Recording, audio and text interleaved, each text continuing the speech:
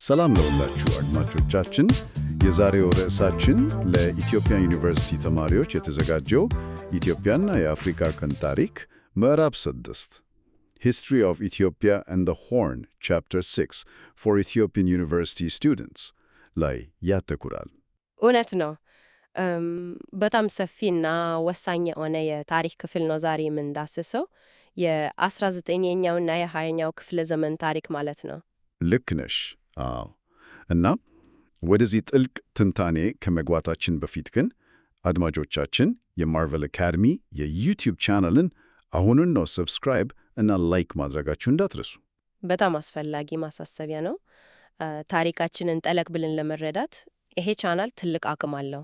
በእርግጥም ይህን ካልን እስቲ የዛሬውን ይዘት ልክ እንደ ማይንድ ማፕ በአእምሯችን እንየው አይደል?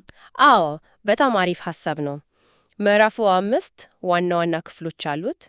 6.1 በዛ ጊዜ የነበሩ ህዝቦችና የንግድ መስመሮች እንዴት ይገናኙ እንደነበር ያሳየናል። ቀጥሎ ደግሞ 6.2 የዘመናዊት ኢትዮጵያ ሀገረ መንግስት መስረታን ይዳሰሳል። 6.3 የዘመናዊነት ሙከራዎቹን ማለቴ ሞደርናይዜሽን አቴምፕት የምንለውን ያብራራልናል። በትክክል። ከዛ 6.4 ላይ ማህበራዊና ኢኮኖሚያዊ ሁኔታዎችን እናያለን። በመጨረሻው 6.5 የውጭ ወረራዎች እና የጣሊያንን ወረራ ይመለከታል።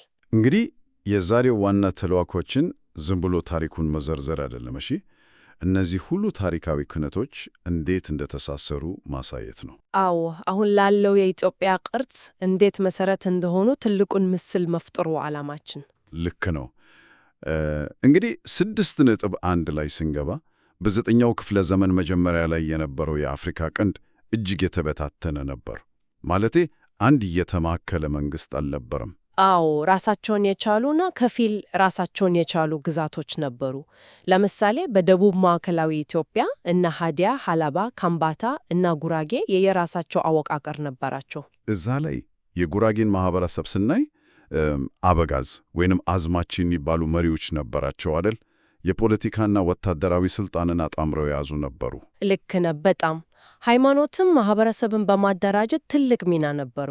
ለምሳሌ በቃቤና ግዛት አካባቢ ጠንካራ የእስልምና መነቃቃት እንደነበር ማየት እንችላለን። ይገርማል። ቆይ በምዕራብ ኢትዮጵያ ደግሞ በኦሮሞ ማህበረሰብ የነበሩ የገዳ ስርዓት እንዴት ወደ ንጉሳዊ አስተዳደር እንደተቀየረ ስታስቢው ይገርማል። ሞቱማ ወደሚባሉት ንጉሳዊ ግዛቶች ማለቴ ነው። ያ ትልቅ የፖለቲካ ሽግግር ነበር። ይሄ የሆነበት ዋናው ምክንያት ኢኮኖሚያዊ ነው። የንግድ መስመሮች ሲስፋፉ አባዱላዎች ሀብትን መቆጣጠር ጀመሩ። ማለት ሀብትና የጦር መሳሪያ ሲያገኙ በየ8 ዓመቱ ስልጣን ማስረከቡ ቀረና ወደ ንጉሳዊ ስርዓት ቀየሩት ማለት ነው። በትክክል። በዚህ መንገድ ነው 5ቱ የጊቤ ኦሮሞ ግዛቶች ብቅ ያሉት። እነ ሊሙ ኢናሪያ፣ ጉማ፣ ጎማ፣ ጅማና ጌራ ማለት ነው። የጅማው አባጂፋር ሁለተኛ እኮ በጣም ጠንካራ ኢኮኖሚ ነበራቸው። ሀብታቸው ከንግድ ብቻ ሳይሆን ከብረት ማዕድንም ጭምር ነበር። አዎ፣ በሌቃ ግዛቶችም ማለቴ እነ ነቀምቴና ቄለም አካባቢ ሞቲ ኩምሳ፣ ስራት አባቁሮ የሚባል ሰፊና የተዋራድ አስተዳደር ዘርግተው ነበር። ወደ ናይል ወንዝ አካባቢ ደግሞ የወተዋይት ሼክዶሞች ነበሩ፣ አሶሳና ቤኒሻንጉል አካባቢ። እነሱም በወርቅና ግብርና የዳበሩ ነበሩ። ግን እነዚህን ሁሉ ግዛቶች የሚያስተሳስራቸው ንግድ ነበር። አዎ፣ ንግድ የእነዚህ ሁሉ ግዛቶች የደም ስር ነበር። በወቅቱ ከካፋዋ ቦንጋ የሚነሱ ሁለት ዋና ዋና መስመሮች ነበሩ። አንዱ ወደ ሰሜን መጽዋዕና መተማ ሲሄድ፣ ሌላኛው ደግሞ በሸዋ አድርጎ ወደ ሐረርና ዘይላ ይሄድ ነበር አይደል? ይሄ እኮ ልክ እንደ አሁኑ ዘመን ኢንተርኔት አይነት ትስስር ይፈጥር ነበር። በጣም አሪፍ ንጽጽር ነው። ሸቀትን ብቻ ሳይሆን ባህልንና ዕውቀትን ጅምር ነበር የሚያስተላልፉት። እነዚያ ጀበርቲና አፍቃላ የሚባሉትን ነጋዴዎች የባህል አምባሳደሮች ነበሩ ማለት ይቻላል። እውነት ነው። ለመገበያያ ደግሞ አሞሌ ጨው እና ማሪያ ትሬዛ ታለር ይጠቀሙ ነበር። ይሄ ሁሉ ሀብት ወደ አካባቢው ሲገባ ግን ውድድር መፈጠሩ አይቀርም። አዎ፣ በትክክል። ይሄ ውድድር እና የተበታተኑትን ግዛቶች አንድ የማድረግ ፍላጎት ነው እንግዲህ 6.2 ላይ ወደምናየው የዘመናዊት ኢትዮጵያ መስረታ የሚያመጣን። እዚህ ላይ ግንባር ቀደሞቹ አፄ ቴዎድሮስ ናቸው። የዘመነ መሳፍንትን ለማውቃት በጉራ አምባ በአይሻል እና በደረዝጌ ጦርነቶች አሸንፈው ማዕከላዊነትን ለመገንባት ሞከሩ። ነገር ግን የእሳቸው አካሄድ እጅግ ጥብቅ የሆነ ማዕከላዊነት ነበር። ማለቴ ሁሉንም ነገር በማዕከላዊ መንግስት ስር ለማድረግ ሞከሩ። ይሄ ደግሞ ጠንካራ ተቃውሞ አስነሳባቸው። ከክልል መሳፍንት አልፎ ቤተ ክርስቲያንም ፊቷን አዞረችባቸው። እናም በመጨረሻ በመግደላ ጦርነት ከእንግሊዞች ጋር ተጋጅቶ ራሳቸውን አጠፉ። ከሳቸው በኋላ የመጡት አፄ ዮሐንስ አራተኛ ግን የተለየ ስልት ነበር የተጠቀሙት። ልክ ነህ። አፄ ዮሐንስ የክልል መሪዎች ግብር እስከገበሩ ድረስ ግዛታቸውን እንዲያስተዳደሩ ፈቀዱ። ለምሳሌ በ1878 የተደረገውን የልልቼ ስምምነት ማንሳት እንችላለን። የልልቼ ስምምነት ላይ እኮ ነው ለምኒልክ የሸዋን ንጉሥነት ማዕረግ የሰጧቸው። ይሄ የአፄ ዮሐንስ አካሄድ ልክ አሁን ካለው የዓለማችንን የፌዴራል ስርዓት አስተዳደር ጋር ተመሳሳይነት አለው? በጣም ጥሩ ጥያቄ ነው። አዎ፣ ያልተማከለ እና ስልጣንን ያካፈለ አስተዳደር ነበር። ግን ደግሞ በሃይማኖት በኩል ፍጹም አንድነትን በጥብቅ ይፈልጉ ነበር። የቦሩ ሜዳ ስምምነትን ማየት ትችላለህ። እውነት ነው። እና አድማጮቻችን፣ ይህንን እጅግ አጓጊ ውይይት ከመቀጠላችን በፊት ሁላችሁም የማርቨል አካዳሚ የዩቲዩብ ቻናልን አሁኑኑ ሰብስክራይብ እና ላይክ ማድረጋችሁን እባካችሁ አረጋግጡ። አዎ፣ እንደዚህ አይነት ትምህርታዊ ይዘቶችን በቋሚነት ለማግኘት ድጋፋችሁ በጣም አስፈላጊ ነው። ልክ ነሽ። ወደ ታሪካችን ስንመለስ ዘመናዊቷን ኢትዮጵያ በጂኦግራፊ በስፋት የገነቧት ዳግማዊ አፄ ምኒልክ ናቸው። የግዛት ማስፋፋቱን በሦስት ምዕራፎች ነው ያካሄዱት። ነቀምቴው ሞቲ ኩምሳ እና የጅማው አባጂፋር ይጠቀሳሉ። ነገር ግን ግዛታቸውን ላለማስረከብ ጠንካራ ተቃውሞ የገጠመባቸው ቦታዎችም ነበሩ አይደል? የአርሲ ኦሮሞ በአዙሌ ጦርነት እንዲሁም የሐረር ማህበረሰብ በጨለንቆ ያደረጉት ተቃውሞ ቀላል አልነበረም። የካዎ ጦና የወላይታ ተቃውሞ እና የካፋው ጋኪ ሼሮቾም እንዲሁ በጀግንነት ነው ግዛታቸውን ለመከላከል የሞከሩት። ታሪኩ እጅግ የተወሳሰበ ነው በእርግጥ። እና ግዛቱ በዚህ መልኩ ከተሰባሰበ በኋላ በውስጡ ምን እየተከናወነ ነበር? ወደ 6.3 የዘመናዊነት ሙከራዎች ስንገባ መሪዎቹ ብዙ ጥረት አድርገዋል። አዎ፣ ዘመናዊነትን ለማምጣት ሁሉም በየፊናቸው ሞክረዋል። አፄ ቴዎድሮስ በጋፋት የሰሩትን የሴባስቶፖል መድፍ እናስታውሳለን። አፄ ዮሐንስ ደግሞ ዘመናዊ የፈንጣጣ ክትባትን እና የውጭ ዲፕሎማሲን አስታውቀዋል። አብዛኛው ትልቁ የቴክኖሎጂ ስርጭት ግን የገባው በአፄ ምኒልክ ዘመን ነው። ፖስታ፣ ስልክ፣ የኢትዮ ጅቡቲ ባቡር መንገድ፣ አቢሲኒያ ባንክ፣ ሁሉም የዛን ጊዜ ናቸው። የልጅ ያሱ ማሻሻሊያዎችም አሉ፣ የቁረኛ ስርዓትን ማገድ ምናምን። ኋላም በአፄ ኃይለ ሥላሴ ጊዜ ኢትዮጵያ በ1923 ዓመተ ምህረት የሊግ ኦፍ ኔሽንስ አባል መሆን ቻለች። ግን የሚገርመኝ ነገር አለ። በአንድ በኩል እንደ ባቡር፣ ባንክ፣ እንደ ዓለም አቀፍ ዲፕሎማሲ ያሉ እጅግ ዘመናዊ ስርዓቶች እየተዘረጉ ነው። እሺ። በሌላ በኩል ደግሞ ማህበረሰቡ የሚኖረው በባርነትና በነፍጠኛ ገባር ስርዓት ውስጥ ነበር። ይሄ የሽግግር ወቅት ምን ያህል የተወሳሰበ እና የተቃረነ እንደነበር ያሳያል አይደል? አዎ፣ ማህበረሰቡ በአንድ እግሩ ዘመናዊነት ላይ፣ በሌላው ደግሞ አሮጌው ስርዓት ላይ ነበር። 6.4 ላይ ይሄንን ነው የምናየው።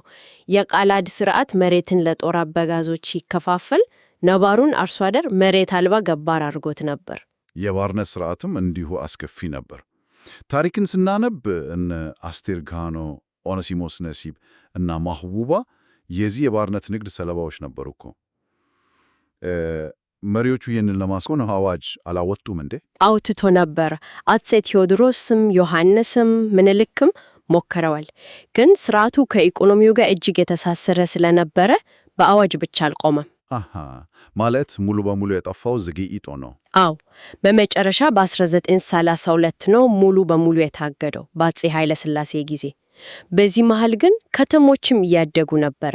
አዲስ አበባ 1886 ተመሰረተች። የባቡር መስመሩም እነ ድሬዳዋን ፈጠር። እንደ ሆላታ ዱቄት ፋብሪካ እና መጽዋ ጨው ማምረቻ ያሉ የኢንዱስትሪ ጅማሮችም ታይተዋል። ግን የሁሉ ውስጣዊ ግንባታ ያለ የውጭ ኃይሎች ዝም አላሉም ነበር። በፍጹም ዝም አላሉም። 6.5 ላይ የምናየው ይሄንኑ የውጭ ወረራ ነው። 19ኛው ክፍለ ዘመን እኮ አፍሪካ በቅኝ ግዛት የተከፋፈለችበት ጊዜ ነበረ። ግን ኢትዮጵያ ይሄንን በተከታታይ መክታለች። አጼ ቴዎድሮስ በዳበርቂ ከግብፅ ጋር ተዋግቷል። አጼ ዮሐንስ ደግሞ ሙሉ ዘመናቸውን አገሪቱን በመከላከል ነው ያሳለፉት። ማለቴ ግብፅን በጉንደትና ጉራ አሸነፉ። ፋሺስት ጣሊያንንም በሥራ 1887 በዶጋሊ ጦርነት ጀግናው ራስ አሉላ ልከው ደመሰሱ። በመጨረሻም በመተማ ጦርነት ከሱዳን መሐዲስቶች ጋር ሲዋጉ በጀግንነት ተሰዉ። እዛ ላይ ወደ መተማ ከመዝመታቸው በፊት ለሕዝባቸው የተናገሩት ነገር በጣም ስሜት ይነካል። አገርህ እናትህ፣ ክብርህ፣ ሚስትህ፣ ልጅህ፣ መቃብርህ ናት ብሎ ነበር አይደል ሕዝቡን ያነሳሱት። አዎ ያ ጠሪ ሕዝቡን በጣም ነበር ያነሳሳው እና ያ መንፈስ ነው ከጥቂት ዓመታት በኋላ አድዋ ላይ ታሪክ የሰራው። የአድዋ ድል እኮ ለመላው ጥቁር ሕዝብ ትልቅ ትርጉም አለው። የአጼ ምኒልክ የጦር አሰላለፍ ጥበብ፣ የእቴጌ ጣይቱ ብልሃት ማለቴ በመቀሌ የውሃ እገዳ ስልት መጠቀማቸው በትክክል የኢትዮጵያውያን የጋራ አንድነት ጣሊያንን አሳፈረው። ይሄ ድል እነ ማርከስ ጋርቬይን የመሳሰሉ የፓን አፍሪካ መሪዎችን በእጅጉ አነሳስቷል። ግን ጣሊያን ያንን የአድዋን ሽንፈት አልረሳችም ነበር።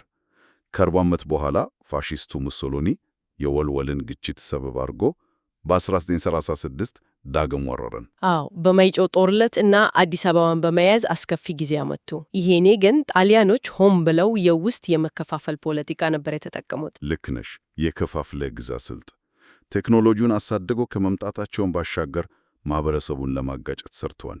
የውስጥ አንድነት መላላት ለውጭ ጥቃት ምን ያህል በር እንደሚከፍትና ክፍተት ሲፈጠር ጠላት በቀላሉ እንደሚገባ ያሳየናል። በእርግጥም ግን ኢትዮጵያውያን ዝም ብለው አልተገዙም። የአብርሃ ደቦች እና የሞገስ አስገዶምን ቦምብ መወረወር ተከትሎ የካቲት 12 ቀን አሰቃቂ ጭፍጨፋ ፈጸሙ። በደብረ ሊባኖስ ገዳም ብቻ በመቶዎች የሚቆጠሩ ሰማዕታት ተገድለዋል። አርበኞች ግን ወደ ኋላ አላሉም። ወደ ዱር ገብተው የሽምቅ ውጊያ ጀመሩ። እነ ሸዋረ ገድገድሌ፣ ቀበደች ስዩም፣ በላይ ዘለቀ ጠላትን እረፍት ነሱት። በመጨረሻም በአርበኞች ጀግንነት እና በእንግሊዝ ጦር እርዳታ ግንቦት 8 ቀን 1941 ኢትዮጵያ ነፃነቷን መለሰች። እጅግ ልብ አንጠልጣይ ጉዞ ነው። አዎ፣ ለማጠቃለል ያህል ከ19ኛው ክፍለ ዘመን የተበታተኑ ግዛቶች ተነስተን ማዕከላዊነትን ለማምጣት ወተደረጉ ምስቅልቅሎች አልፈን የውጭ ወረራን መክተን ዛሬ ላለችው ሀገር መሰረት የተጣለበትን ጉዞ አየን። ታዲያ ከመሰናበታችን በፊት አድማጮቻችን እንዲያስቡበት አንድ አዲስ ሐሳብ ለወርወር። በ19ኛው ክፍለ ዘመን ውስጥ ከነበሩት ለምሳሌ እንደ የኦሮሞ ገዳ ስርዓት ወይንም የጉራጌው የጋራ አመራር አይነት አገር በቀል አስተዳደሮችን አጥፍቶ በአንድ ማዕከላዊ አውሮፓ ዘመን ቢሮክራሲ ከመተካት ይልቅ እነዚህን አገር በቀል ስርዓቶች አዋህዶ በማዘመን መንግስት ቢገነባ ኖሮ ዛሬ የኢትዮጵያ የውስጥ ፖለቲካ እና የማህበረሰቦች ትስስር ምን ሊመስል ይችል ነበር? ጊዜ ወስዳችሁ አስቡበት። ዋው! ይሄ በእውነትም እይታን የሚያሰፋና ጥልቅ ጥያቄ ነው። አድማጮቻችን፣ ይሄ የዛሬው ውይይት ብዙ እንደጠቀማችሁ አልጠራጠርም። አዎ፣ እኔም ጠቃሚ እውቀት እንዳገኘው አምናለሁ። እንግዲህ ዝግጅታችንን ከማጠናቀቃችን በፊት አሁንም እንደዚህ ያሉ ጠለቅ ያሉ ትምህርታዊ ትንታኔዎችን ለማግኘት የማርቨል አካዴሚ የዩቲዩብ ቻናልን ሰብስክራይብ እና ላይክ ማድረጋችሁን እንዳትረሱ በመጨረሻ ጊዜ አሳስባለሁ። ለዛሬ ያዘጋጀንላችሁ ጥልቅ ታሪካዊ ትንታኔ ይህንን ይመስል ነበር። በቀጣይ ርዕሶች እስክንገናኝ ቸርን ሰንብት።